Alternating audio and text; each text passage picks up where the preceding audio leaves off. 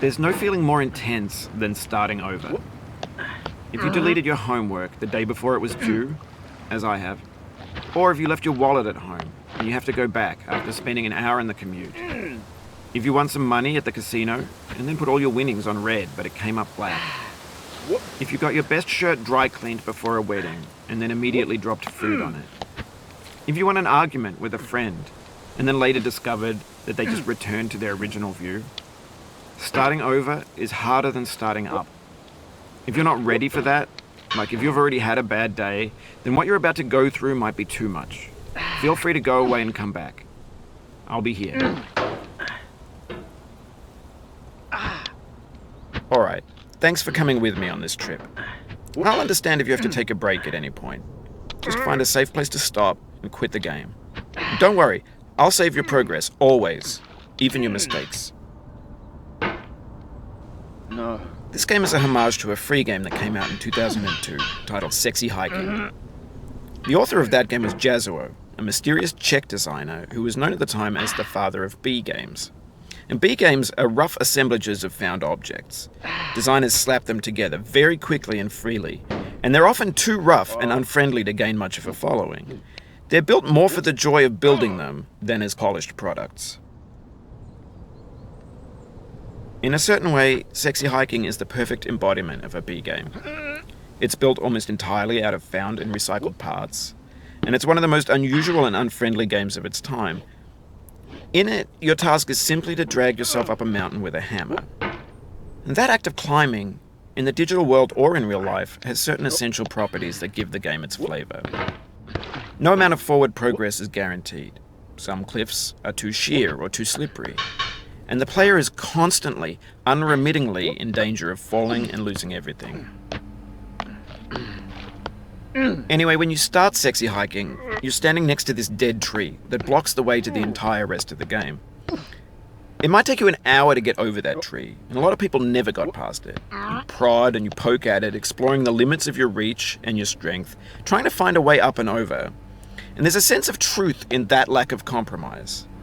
Most obstacles in video game worlds are fake. You can be completely confident in your ability to get through them once you have the correct method or the correct equipment or just by spending enough time. In that sense, every pixelated obstacle in Sexy Hiking is real.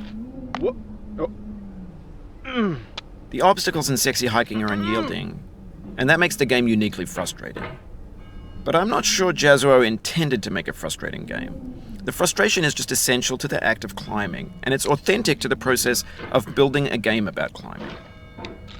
A funny thing happened to me as I was building this mountain. I'd have an idea for a new obstacle, and I'd build it, test it, and it would usually turn out to be unreasonably hard. But I couldn't bring myself to make it easier. It already felt like my inability to get past the new obstacle was my fault, as a player rather than as a builder. Imaginary mountains build themselves from our efforts to climb them, and it's our repeated attempts to reach the summit that turns those mountains into something real.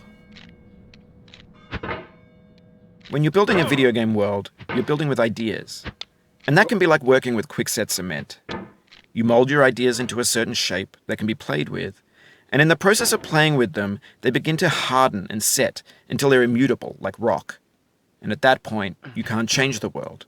Not without breaking it into pieces and starting fresh with new ideas.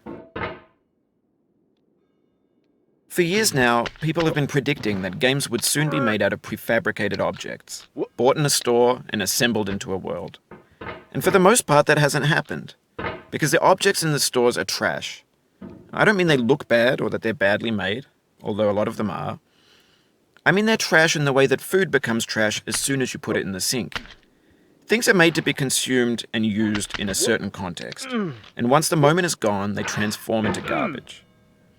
In the context of technology, those moments pass by in seconds. Over time, we've poured more and more refuse into this vast digital landfill that we call the internet. It now vastly outnumbers and outweighs the things that are fresh and untainted and unused. When everything around us is cultural trash, trash becomes the new medium, the lingua franca of the digital age. And you can build culture out of trash. But only trash culture. B games, B movies, B music, B philosophy. And maybe this is what digital culture is. A monstrous mountain of trash, the ash heap of creativity's fountain.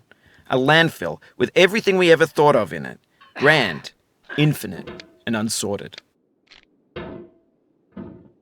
There's 3D models of breakfast, Gen X's fanfic novels, Scan magazines, green screen Shia LaBeouf, banned snuff scenes on LiveLeak. Facebook's got lifelike bots with unbranded adverts and candid shots of Kanye and Taylor Swift mashups, car crash epic failed GIFs, Russian dashcam vids, discussions of McRibs, discarded, forgotten, unrecycled, muddled, rotten, untitled. Everything's fresh for about 6 seconds, until some newer thing beckons, and we hit refresh. And there's years of persevering, disappearing into the pile, out of style, out of sight. In this context, it's tempting to make friendly content that's gentle, that lets you churn through it but not earn it. Why make something demanding if it just gets piled up in the landfill, filed in with the bland things? When games were new, they wanted a lot from you. Daunting you, taunting you, resetting and delaying you. Players played stoically. Now everyone's turned off by that. They want to burn through it quickly, a quick fix for the fickle, some tricks for the clicks of the feckless. But that's not you, you're an acrobat. You could swallow a baseball bat. Now I know, most likely you're watching this on YouTube or Twitch, while some dude with 10 million views does it for you. Like a baby bird being fed chewed up food. That's culture too.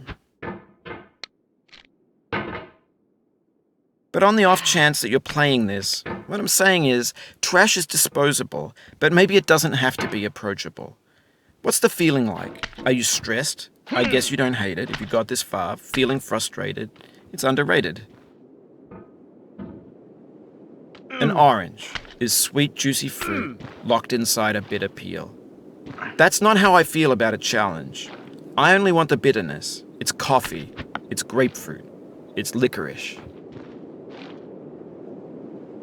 It feels like we're closer now.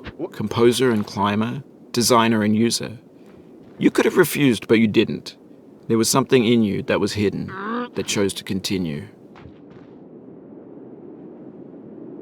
It means a lot to me that you've come this far, endured this much. Every wisecrack, every insensitivity, every setback you've forgiven me is a kingly gift that you've given me. We have the same taste, you and I. It's not ambition. It's ambition's opposite. An obdurate mission to taste defeat. You'll feel bad if you win, so I put this snake in for you.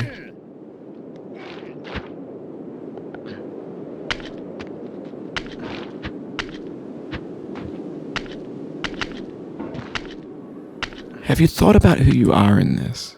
Are you the man in the pot, Diogenes? Are you his hand? Are you the top of his hammer? I think not. Where your hand moves, the hammer may not follow, nor the man, nor the man's hand. In this you're his will, his intent, the embodied resolve in his uphill ascent.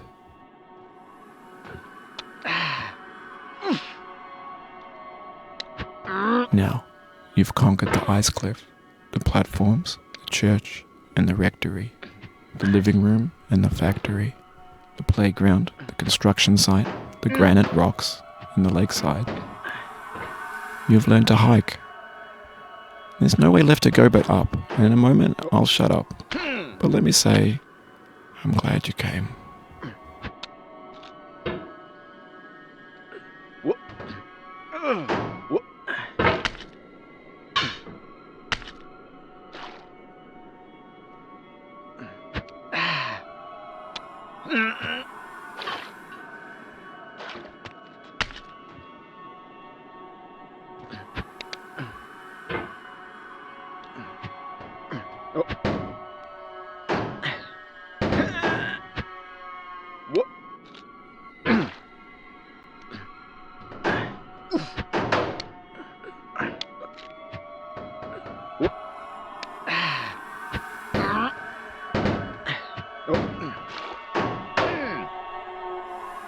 Oh, you just lost a lot of progress. That's a deep frustration, a real punch in the gut.